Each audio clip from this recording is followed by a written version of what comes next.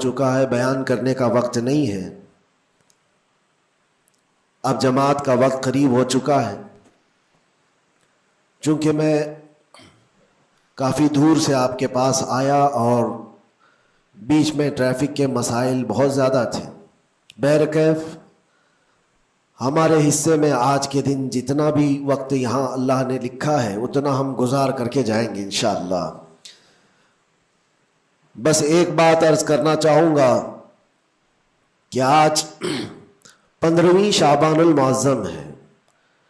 ہماری زندگی کے سالوں میں سے ایک نئے سال کی شروعات ہے.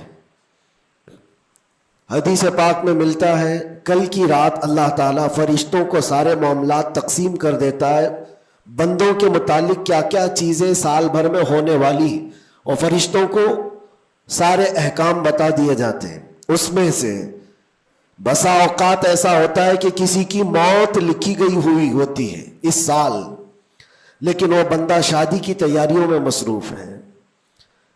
کسی کے 2 مہینے 3 مہینے کے بعد زندگی کے خاتمے کا عنوان لکھا گیا ہوگا، لیکن وہ اپنے بزنس پلان کر رہا ہوگا، وہ سفر کی تیاریاں کر رہا ہوگا. ہم میں سے بھی کسی کو معلوم نہیں کہ کل کی رات ہمارے لیے کیا حکم اللہ نے فرشتوں کو دیا ہے.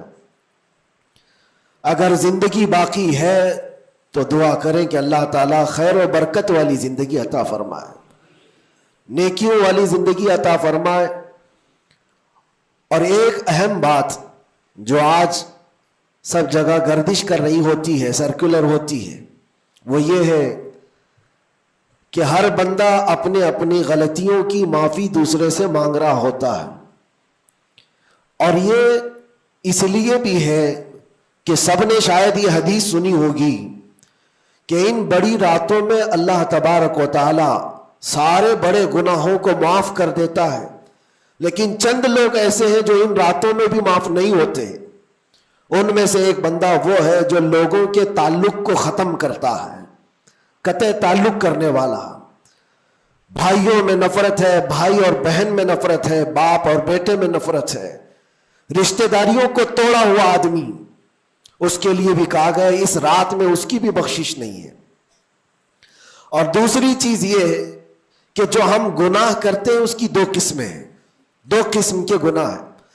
کچھ گناہ وہ ہیں جن کا تعلق صرف اللہ سے ہے، اللہ جب چاہے معاف فرمائے گا.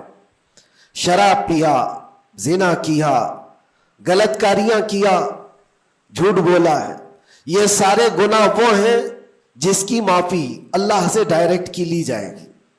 اس کو کہتے ہیں حقوق اللہ.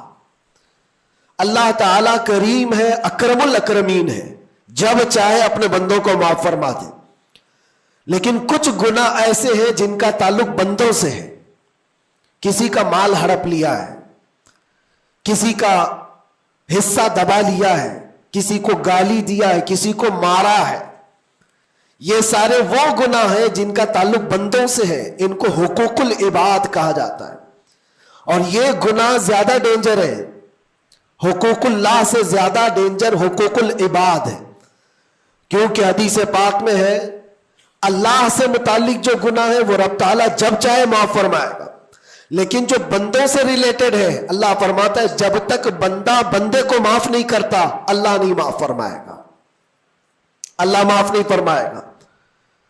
حضور پاک صلی اللہ تعالیٰ علیہ وسلم نے صحابہ سے پوچھا سب سے غریب آدمی کون ہے؟ تم جانتے ہو سب سے مفلس آدمی کون ہے؟ حضور صلی اللہ علیہ وسلم نے صحابہ سے پوچھا تو صحابہ نے کہا اللہ کے نبی زیادہ جانتے ہیں. آقا کونین صلی اللہ علیہ وسلم فرماتے ہیں سب سے زیادہ غریب قیامت کے دن وہ نہیں جس کے پاس پیسہ نہیں، مال نہیں، نیکیاں نہیں، وہ نہیں، بلکہ میرے آقا فرماتے ہیں قیامت کے دن ایک بندہ ایسا ہوگا جس کی نمازیں بھی بہت تھی، صدقات و خیرات بھی بہت تھے، حج بھی کیا تھا، زکوٰۃ بھی دیا تھا، عمرے بھی تھے، نفل عبادتیں بھی تھی، اس کی بہت نیکیاں لے کر کے آیا تھا. لیکن جس وقت وہ عدالت الہی میں پیش ہوا تو کئی لوگ کھڑے ہو گئے، ادھر سے ادھر سے آئے، رب تعالیٰ سے کہنے لگے مولا یہ نیک تو بہت ہے، نمازیں اس کی بہت ہے، حج بھی کیا ہے، عمرے بھی کیا ہے، لیکن میرے پیسے بھی دبا کر رکھا تھا، کوئی کہتا ہے کہ مولا میرا حق اس کے اوپر بنتا ہے، اس نے مجھے گالی دی تھی. کوئی کہتا ہے کہ مولا میرا بھی حق بنتا ہے، اس نے مجھے مارا تھا. کوئی کہتا ہے مولا میرا بھی حق بنتا ہے، اس نے میرے پیٹھ پیچھے مجھ سے چغلی کی تھی اور لڑانے کی کوشش کی تھی، میرا حق بنتا ہے اس پر. تو یہ سارے حق طلب کرنے والے بندے کھڑے ہو جائیں گے اس کے خلاف جو نیکوکار تھا. اللہ تعالیٰ فرماتا ہے تم لوگوں کو اس سے کیا چاہیے؟ سارے بندے کہتے ہیں مولا ہم تو گنہگار ہیں، نیکیوں کی کمی ہے، اس کے پاس نیکیاں زیادہ ہے، اس کی نیکیاں ہمیں دلا دے. اب عدالت الہی کا یہ فیصلہ سنو. اللہ فرشتوں کو حکم دیتا ہے اس کے پاس جتنی نیکیاں ہیں وہ ان سب میں تقسیم کرو. جتنوں کا حق اس نے دبا رکھا ہے سب میں اس کی نیکیاں بانٹی جائیں. جب فرشتے اس کی نیکیاں نکال نکال کر تقسیم کر رہے تھے، نیکیاں اس کی پوری ختم ہو گئی، حقداروں کا بھی حق پورا ہوا نہیں، کچھ اور بھی باقی رہ گئے تھے. وہ کہنے لگے مولا ہمارا بھی حق ہے اس کے اوپر، ہمارا بھی اس نے مال رکھا ہے. اللہ تعالیٰ فرماتا ہے اب اس کے پاس تو نیکیاں پوری ختم ہو گئی، تم چاہتے کیا ہو؟ وہ گنہگار تھے، وہ کہتے مولا ہم یہ چاہتے ہیں کہ ہمارے گناہ اٹھا کر کے اس پر ڈال دیں، ہمارا بوجھ تو کم ہو جائے. حکم ہوگا رب تعالیٰ کا کہ اس کے اوپر ان کا حق بنتا ہے، لہذا ان کے گناہ اٹھا اٹھا کر کے اس کے اوپر ڈالو. حدیث پاک میں میرے آقا فرماتے ہیں لے کے تو چلا تھا بہت ساری نیکیاں، لیکن وہاں سب بٹ گئی، الٹا دوسروں کے گناہ اپنے سر پر لے لیا اور سیدھے اس کو فرشتے جہنم میں لے کر جاتے ہیں. یہ قیامت کے دن کا سب سے مفلس آدمی ہے، سب سے غریب. اسی لیے اے لوگوں حقوق العباد میں کبھی گرفتار مت ہونا. دنیا میں کسی کا حق دبا کر مت رکھنا. کسی کو اگر تم نے اپنی زبان سے ایذا دیا ہے، تکلیف دی ہے، یا ہاتھ سے دیا ہے یا کسی بھی طرح سے دیا ہے، تو قیامت کے دن اس کا حق لیا جائے گا، تمہیں اس کا حق دینا پڑے گا. اسی لیے شب برات آتی ہے تو سب لوگ ایک دوسرے سے معافی بھی مانگ لیتے.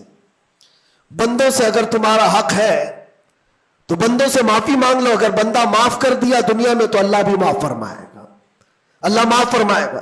لیکن معافی مانگنے کا ٹرینڈ آج واٹس ایپ اسٹیٹس بن گیا ہے.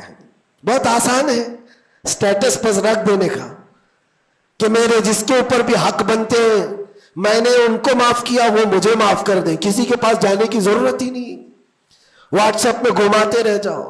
کیا اسی کو معافی مانگنا کہتے ہیں؟ معافی مانگنے میں آدمی کو جو انا ہے، جو تکبر ہے، جو شیطان اسے گھمنڈ دلاتا ہے، اسی توڑنے کے لیے تو اللہ نے معافی مانگنے کا حکم دیا ہے کہ جاؤ تم اپنے اس بندے سے معافی طلب کرو جس کے پاس جانے میں تمہیں شرم آ رہی ہے. اپنے نفس کو توڑو، اپنے انا کو ختم کرو، اپنے تکبر کو مارو. تمہاری بہن کا کوئی حق باقی تھا تو تم اگر یہ سوچتے ہو اس کے پاس کیسے جاؤں، وہ تو چھوٹی ہے، میں اتنا بڑا ہو گیا ہوں، کیا بہن سے بھی معافی مانگوں گا، میں چھوٹا ہو جاؤں گا. قدر کرو، آج تمہارے پاس وقت ہے، یہاں تھوڑی دیر کے لیے چھوٹا ہونا اچھی بات ہے. قیامت کے دن جب تمہارے گلے میں توق ڈال دیا جائے گا گناہوں کا تو اس وقت مدد کے لیے کوئی نہیں آ سکے گا. اس لیے میرے عزیزوں حقوق العباد میں گرفتار کبھی نہ ہونا. اللہ کے نبی صلی اللہ علیہ وسلم کے پاس ایک جنازہ آیا. حضور صلی اللہ علیہ وسلم جب جنازہ پڑھاتے تھے تو پہلے پوچھتے تھے اس پر کسی کا حق باقی ہے، کسی کا اس پر کوئی لینا دینا باقی ہے. جنازہ صحابی کا ہے. جب جنازے کے پاس کھڑے تھے تو ایک صحابی آگے بڑھتے اور کہتے یا رسول اللہ 2 درہم میرے اس کے اوپر باقی اور یہ مر گیا، دیا نہیں مجھ کو، 2 درہم قرضہ اس کے اوپر میرا باقی ہے. حضور پاک صلی اللہ علیہ وسلم نے کیا فرمایا جانتے؟ صلو علی صاحبکم ولا اصلی علیہ. اے لوگوں تم چاہو تو اس کا جنازہ پڑھ لو، میں نہیں پڑھوں گا. حضور پیچھے ہٹ گئے. 2 درہم کا صرف قرضہ باقی تھا جن کا انتقال ہوا اور حضور نے فرمایا میں جنازہ نہیں پڑھوں گا. سوچو آج 2 درہم کا بوجھ بھی کتنا بڑا ہوتا ہے. جنازہ رکھا ہے، حضور پیچھے ہٹ گئے. پھر ایک کوئی صحابی آگے بڑھتے ہیں اور کہتے ہیں یا رسول اللہ صلی اللہ علیہ وسلم, ان کی جانب سے ان کا قرضہ میں ادا کر دوں گا. حضور نے فرمایا کب تک ادا کرو گے؟ کہا کل کی مغرب سے پہلے میں ادا کر دوں گا. اللہ کے نبی نے ان سے وعدہ لیا اور اس کے بعد پھر اس صحابی کی نماز جنازہ پڑھائی. یہاں تو بہت سارے حقوق لے کر بیٹھے ہیں, وہ تو 2 درہم کی بات کر رہا ہوں. اسی لیے ہماری زندگی کا خاتمہ ہونے سے پہلے یہ حساب کتاب پہلے صاف کر لو. حاسبو قبل ان تحاسبو, اپنا حساب کلیئر رکھو اس سے پہلے کہ تمہارا حساب لیا جائے. اللہ کریم ہم سب کو کہنے سننے سے زیادہ عمل کی توفیق عطا فرمائے. رب تبارک و تعالی شعبان المعظم کے اس پاکیزہ مہینے کو ہم سب کے لیے نیکیوں والا اور خیر و برکت والا مہینہ بنائے. الہ العالمین قدیر و جبار خدا, جب تو نے رجب اور شعبان ہمیں دکھایا ہے تو رمضان تک ہماری زندگی عطا فرما. وآخر دعوانا الحمد